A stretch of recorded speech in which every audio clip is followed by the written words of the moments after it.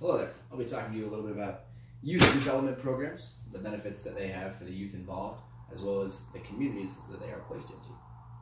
Why this matters to you guys is that I'm sure that you were a part of a youth development organization when you were growing up. Whether that was the Boy Scouts or the Girl Scouts or the Campfire Scouts or YMCA or the Boys and Girls Club or a sports team or a church group, something like that is a youth development program, and it's something that will help educate and help youth grow so that they will be better members of their society once they are older. I have had lots of experience in both the Boy Scouts as well as the Girl Scouts and numerous other youth development organizations. My mother was a Girl Scout growing up, and she was an adult leader in her 20s and all the way through until present day. My sister was a Girl Scout. She was a little girl. She's 3 years older than I am, and she's now an adult leader.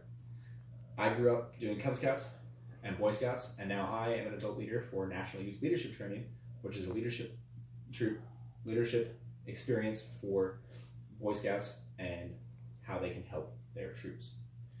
There are changes being made within the Boy Scouts of America, or the BSA, that will be detrimental and eliminate the safe space, separate gender education opportunity that the Boy Scouts offered before.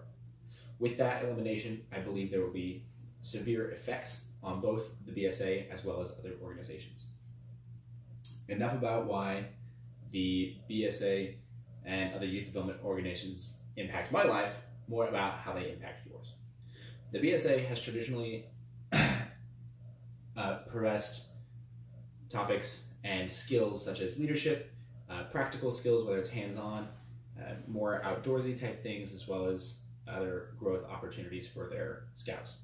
The Girl Scouts offer and focus on business, leadership, and sustainability in their communities. It's important for us to realize the similarities between the two, as well as the differences.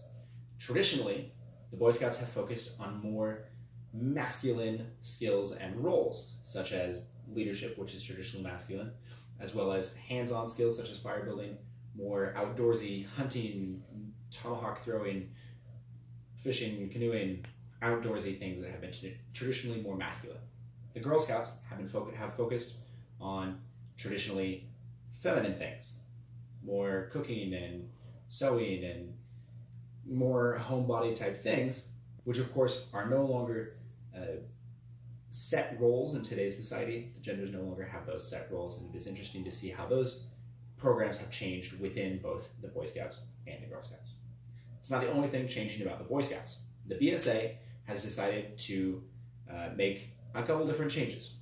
They're introducing something called Family Scouting, which will be welcoming girls into every aspect of the Boy Scouts of America, whether that's Cub Scouts, Boy Scouts, venturing crews, Sea Scout ships, you name it.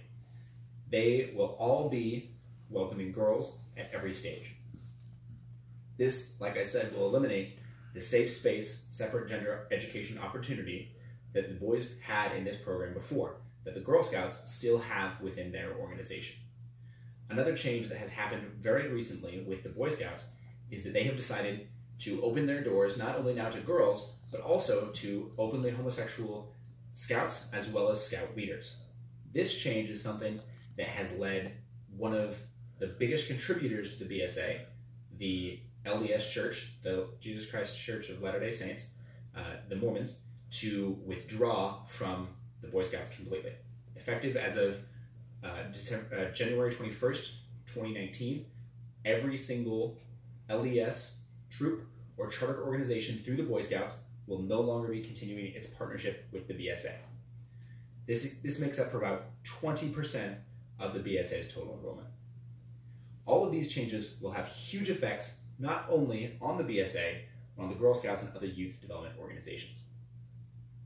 As I said, the Mormons make up 20% of the BSA's enrollment. I believe that this is one of the reasons that they are pushing for family scouting and welcoming in girls into their programs. Their membership will be down a lot after losing 20% of their scouts. It's also important to realize that now that they are welcoming girls, there might be less girls who are interested in Girl Scouts and more interested in joining their brothers within the Boy Scouts. It's an opportunity not only for them to experience something with their siblings, who might be a different gender, they might always not be able to be on the same sports team, but also it might be more convenient for families who only want to coordinate one activity. This is why I believe that it is detrimental that the Boy Scouts will be welcoming girls into their organization. It's wonderful that they will have that equal opportunity, but I believe that the Girl Scouts provide a great opportunity, and having both of them having a safe, separate gender education opportunity. The BSA motto is be prepared. I do not believe that the BSA is prepared for the change that they've decided to make. Thank you. And now if my audience can introduce themselves. This is Dexter. This is Scott and Pippa. My name's Connor. We're all friends of Alex's. Hey, I'm and this Martin. is Martin. Excellent. Thank you.